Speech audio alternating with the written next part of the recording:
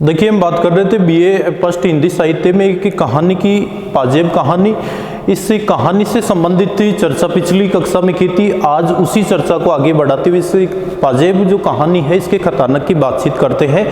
यहाँ तक आपको बता दिया था कि इस पाजेब कहानी के प्रारंभ में बताया था कि भुआ आई और मुन्नी के लिए पाजेब लेकर आई, और वो जो रविवार का दिन था बड़े हंसी खुशी के साथ बीत गया। शाम को बुआ वापस चली गई और सूर्यास्त होने के बाद में जो कथानायक है उनकी पत्नी, जिनके लिए नाम अपने इसमें आया नहीं है, केवल एक संबोधन आया है श्रीमती, उन्होंने देखा कि उन दो पाजेब में से एक पाजेब गायब मिलती है। तो उससे शक होता है कि जरूर किसी ने चुरा ली है। पहला जो शक है नौकर बंसी पर होता है, दूसरा आशुतोष पर होता है। लेकिन अपने जो कथानायक है, कथानायक के कहने से ये जो मुद्दा था वही समाप्त हो जाता है, क्योंकि रात हो गई थी। तो कथानायक ने कहा कि इस बारे में सुबह बातचीत करेंगे।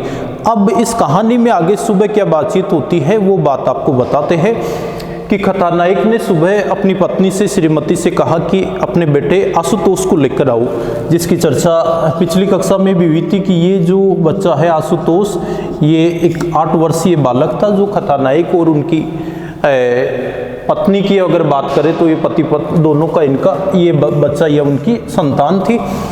आशुतोष को बुलाया जाता है तो आशुतोष से को बड़े लाड प्यार से अपने कहानी के जो नायक है वो उनसे बातचीत करते हैं कि देखो हमारा आशु कितना अच्छा लड़का है, मेरे प्यारे बेटे, मेरे राजा बेटे, तुम कितने प्यारे हो, कितने दुलारे हो।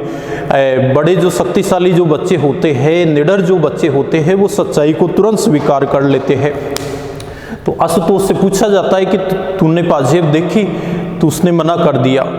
फिर उसको बड़े लाड प्यार से कहा जाता है कि देखो बेटा, पाजेब बड़ी कीमती थी, तुमने अगर देखी हो तो बताओ। जब इस बच्चे पर बहुत ज़्यादा अपने कहानी के नायक के द्वारा दबाव डाला जाता है तो आशुतोष बोलता कुछ नहीं है। उस दबाव के मारे केवल वो अपनी गर्दन हिलाता है, हाँ हूँ करता है। तो कथानायक सोचता है कि शाबाश बेटे, अच्छे जो बच्चे होते हैं वो तुरंत जवाब दे देते हैं। आशुतोष के सामने फिर अगला प्रश्न किया जाता है कि देखो तुमने पाजेब देखी? तो उसने हाँ भर दी कि कहाँ देखी? पड़ी मिली? फिर आशुतोष के हाँ बोल देता है। और फिर कहा जाता है कि पाजेब से तुमने मिठाई खरीदी? आशुतोष कुछ नहीं बोलता है। तो फिर उसके पिताजी कहते हैं कि पाजेब से तुमने पतंग खरीदी? तो फिर ये कुछ नहीं बोलता है कि पाजेब को तुमने छुन्नू को दी। अब ये छुन्नू कौन है? ये इसका दोस्त है आशुतोष का, जिसका नाम है छुन्नू। तो फिर ये हाँ करता है कि हाँ दी। पाजेब कितने में ली? ये कुछ नहीं बोलता है।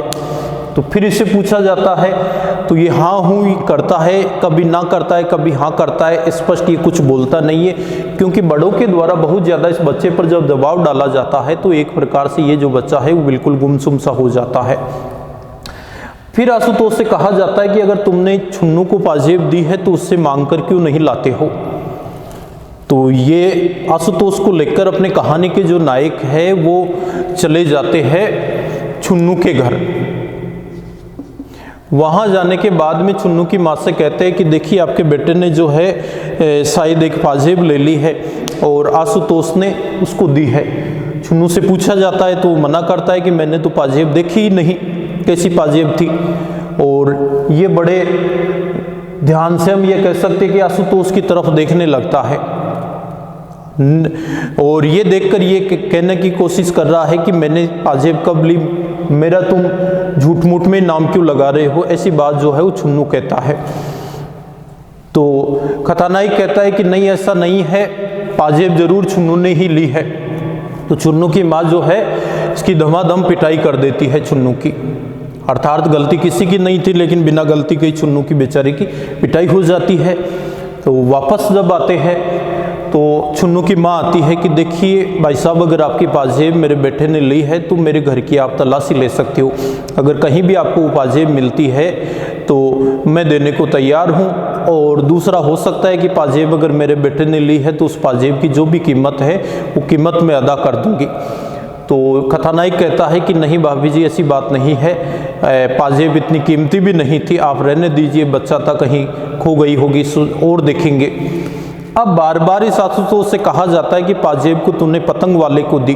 अब यहाँ आपको ये भी ध्यान रखना है कि इस कहानी की एक मुख्य विशेषता अपने सामने आई है, इसकी संवाद योजना।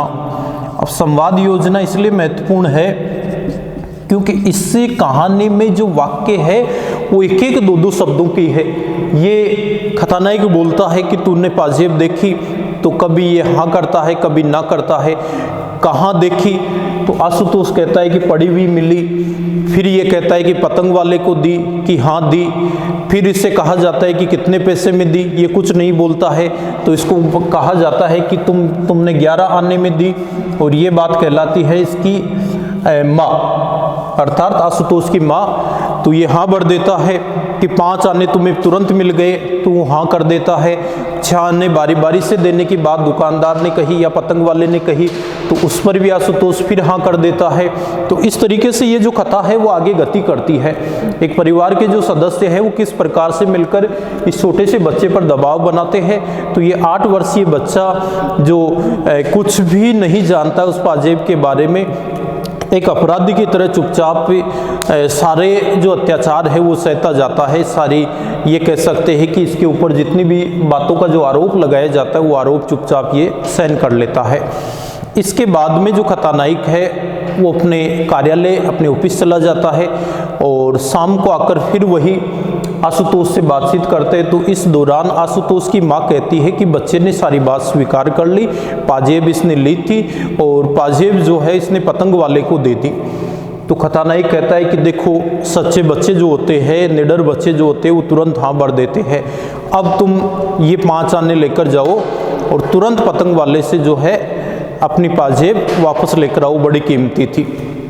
अब जब ये बच्चा जाने में आनाकानी करता है तो कथानायक अपने छोटे भाई को बुलाता है जिसका नाम है प्रकाश, और प्रकाश से कहता है कि प्रकाश, तुम आशुतोष के साथ जाओ और आशुतोष को उस दुकान के पास ले जाकर छोड़ देना जहाँ से ये पतंग और डोर लेकर आया है, और ये पाजेब वहीं से ये लेकर आए, इसके लिए इसको पैसे देकर भेज देना। अगर दुकानदार राजी राजी इसको दे दे तो ठीक है, अन्यथा तुम्हें उसके साथ जो है कहीं भी नरम व्यवहार नहीं करना है, बल्कि उसको डांटना है, फटकारना है कि तुमने ऐसा काम किया है, इसके बदले में हो सकता है कि मैं तुम्हारी शिकायत पुलिस में भी कर दूं। कहीं भी आपको नरमी नहीं दिखानी है और बड़ी कठोरता से वो पाजेब लेकर आनी है। लेकिन ये प्रकाश के साथ जाने को तैयार नहीं था आशुतोष। आशुतोष कहता है कि जब दुकानदार के पास, पतंग वाले के पास पाजेब है ही नहीं, तो बेचारा देगा कहाँ से। तो कथानायक को गुस्सा आ जाता है इस पर कि अभी तो बोल रहे थे कि पतंग वाले के पास पाजेब है, अभी मना कर रहे हो। तो 2 इसके थप्पड़ मार के उसको कमरे में बंद कर देते हैं। फिर जब वापस उसको निकालते हैं तो बच्चा रोता नहीं है, बल्कि उसी भाव से अपने पिता की ओर, अपने चाचा की ओर, अपनी माँ की ओर देखता रहता है। तो कथानायक सोचता है कि ये सीधे सीधे मानने वाला नहीं है। अपने छोटे भाई प्रकाश से कहता है कि तुम इसको जोर ज़बरदस्ती उठाकर ले जाओ और ले जाकर जो पाजेब है वो वापस लेकर आओ। इतने में जो बुआ जो पाजेब लेकर आई थी अपनी भतीजी, जिसका नाम भी अपने आया है, उस भतीजी का नाम है अपने मुन्नी। मुन्नी के लिए जो पाजेब लेकर आई थी 4 वर्षीय लड़की के लिए, वो बुआ वापस से कथानायक के घर आ जाती है, अर्थात अपने मायके आ जाती है। तो आकर देखती है, अरे भैया आशुतोष, इस प्रकार से रूठे हुए क्यों खड़े हो, मैं तुम्हारे लिए मिठाई और केले लेकर आई हूँ। तो ये कहानी का नायक कहता है कि आप उसको जाने दीजिए।